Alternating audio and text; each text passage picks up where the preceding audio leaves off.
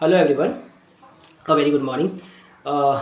एक लेडी का मुझे कॉल आया। मेरी पुरानी पेशेंट थी। तो उसने बताया कि पिछले 3 महीना पहले कि उसकी जो सास थी अचानक से उनकी डेथ हो गई।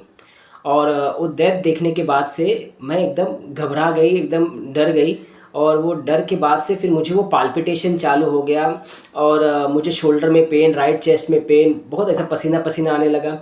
और उसके बाद से सब कुछ हो गया, मगर अभी तक मेरे दिमाग से वो जा ही नहीं रहा है। बार बार वो सोचती हूँ, वो मैं घबरा जाती हूँ, मैं डर जाती हूँ। बार बार मुझे वो देख देख के मुझे लगता है कि वो मुझे बहुत परेशान कर रहा है, मुझे बहुत तंग कर रहा है। वो चीज़ें मुझे आज भी याद आ जाती है, मन में हमेशा वही चलता रहता है और वो सीन मेरे आँखों के सामने चलता रहता है।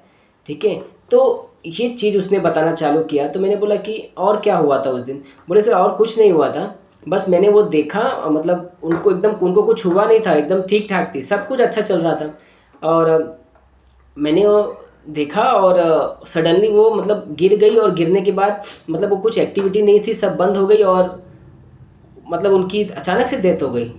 और वो सीन देख के मैं बहुत डर गई, मैं बहुत घबरा गई। और मेरा मन में अजीब सा एक डर पैदा हुआ।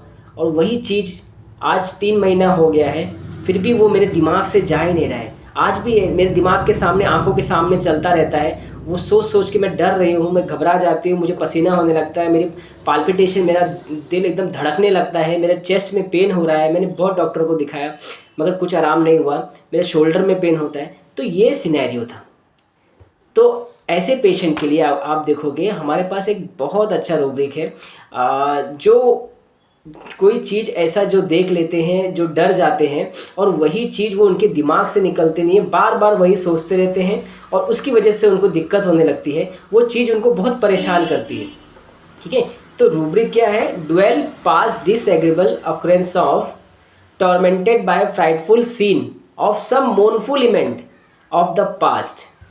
तो वो जो मदर की सडन डेथ हुई ना, जो सडनली डेथ हुई, उसको देख के सब कुछ हेल्दी थी मदर, उसकी सास, अचानक से डेथ हुई वो, और वो उसको देख ली और वो घबरा गई, डर गई।